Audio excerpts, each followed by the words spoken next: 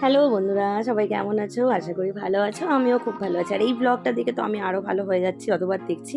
তো এটা যাচ্ছি ৩ বছর পর আমার বাপের বাড়ি বুদবুদ। বুদবুদ ঘুরতে যাচ্ছি অনেক দিন পর, বুঝতেই পারছো এক্সাইটমেন্ট। আর রাস্তায় আমি অনেকটা স্কুটি চালিয়েছি, বুলবুলিতলা থেকে একদম আপ টু বর্ধমান পর্যন্ত। সেদিনকে সেদিন ছিল শনিবার। আর বুদবুদ কী কারণে যাচ্ছি সেটা তোমরা পরে জানতে পারবে। শনিবার হাফ ডে অফিস থেকে ছুটি নিয়ে তারপর দুজনে মিলে টোনাটুনি চলে গিয়ে বেরিয়ে পড়েছিলাম। রাস্তায় বেশ রোদ খেতে খেতে আমরা বেরিয়েছিলাম প্রায় 2:30টা নাগাদ। আর সোনু আর মা মানে শাশুড়ি মা আগে সকালে চলে গেছিলো বাসে করে, আর আমি আর দেবু স্কুটিতে করে গেছিলাম। প্রথমে ভাবছিলাম ভয় লাগছিলো, তারপরে দেখলাম না পারবো। তো আমি আপ টু বর্ধমান পর্যন্ত অনেকটাই চালিয়েছি। এটা যখন আমাদের বর্ধমান শহর, বর্ধমান শহরের এই বর্ধমানের এই ব্রিজটা তো জাস্ট লাভ ইট। যারা যারা গেছো তারা জানো কি ভালো যে লাগে। একটু ভয় প্রথমে পাচ্ছিলাম আমি, তারপরে দেবু বললো কোনো কিছু হবে না, চলো না, অসুবিধা হবে না, একবার সাহস করে না গেলে তো হবে না। এতটা রাস্তা যদিও আমরা কোনোদিন যাইনি, তবে খুব ভালো লাগছিলো। এটা গরমকালে আরও বেশি ভালো লাগবে। এত সুন্দর শহরে আমরা থাকি, মানে প্রপার বর্ধমান শহরে না থাকলেও বর্ধমান থেকে আর একটু দূরে গিয়ে আমার বাড়ি, বাপের বাড়ি বুদবুদ। ও কি সুন্দর লাগে এই ব্রিজটা পেরোতে। আর প্রতিবার তো বাসে যাই, এবার স্কুটিতে যেতে আরও বেশি ভালো লাগছিলো।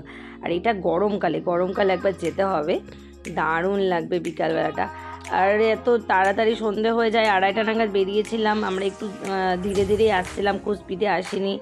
আর তোমার একটু দাঁড়িয়ে দাঁড়িয়ে মাঝে মাঝে দেখো পড়ন্ত বিকালটা কি ভালো লাগছে না ব্রিজটার এখানে। ও দারুণ দারুণ দারুণ। একটু থেমে থেমে আসছিলাম বলে যেতে যেতে একটু সন্ধেই হয়ে গেছিলো। আর দুপুরবেলা সেরকম কিছু করে খাওয়া হয়নি বলে রাস্তায় একটু এটা ওটা খেতে খেতেই আসছিলাম। কি ভালো লাগে না বিকালবেলাটা। আমার না স্কুটি বলো টোটো বলো যেখানে বলবে, আমার এতে আমার সব ঘুরতে খুব ভালো লাগে।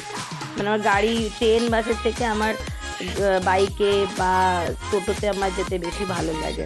ওয়েলকাম টু দুর্গাপুর থেকে আর একটু আগে আমার বাড়ি, আর একটু মানে 1 ঘন্টা বুদবুদ থেকে দুর্গাপুরের 1.5 ঘন্টার মতন রাস্তা, 1 ঘন্টার মতো রাস্তা। এই হাইরোডটা খুব ভালো লাগে, বর্ধমানের পর থেকে যে বুদবুদের এই হাইরোডটা ভীষণ ভালো লাগে।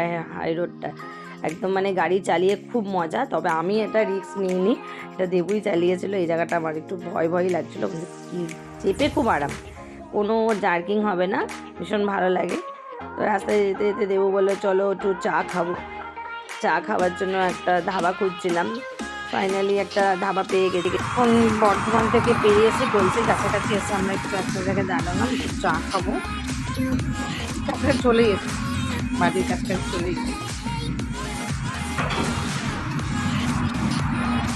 দেখো বন্ধুরা, সাদা প্যান্টটা কি হারে কালো হয়ে গেছে,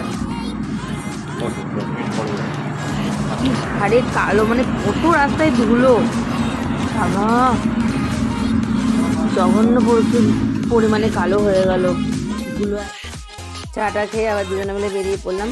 যেতে যেতে প্রায় সন্ধ্যেই হয়ে গেছিলো। আমি আবার বলছি মানে দেখবে বাপের বাড়ির যত কাছাকাছি আছে না তত মনে হয় না বাপের বাড়ি কখন যাবো। আমি কি বুদবুদ পেরিয়ে গেলাম, যেন মনে হচ্ছে কোনোদিন আসিনি। কি ভালো লাগছিলো, বলছে কখন যাবো 3 বছর পর যাচ্ছি বুদবুদ। উফ, ঠিক এই নিয়ে বন্ধুরা চলে এলাম বাপের বাড়ি। প্রচুর ঠান্ডা এখানে, একদম পুরো কাশ্মীরের প্রচুর ঠান্ডা। চলো টাটা।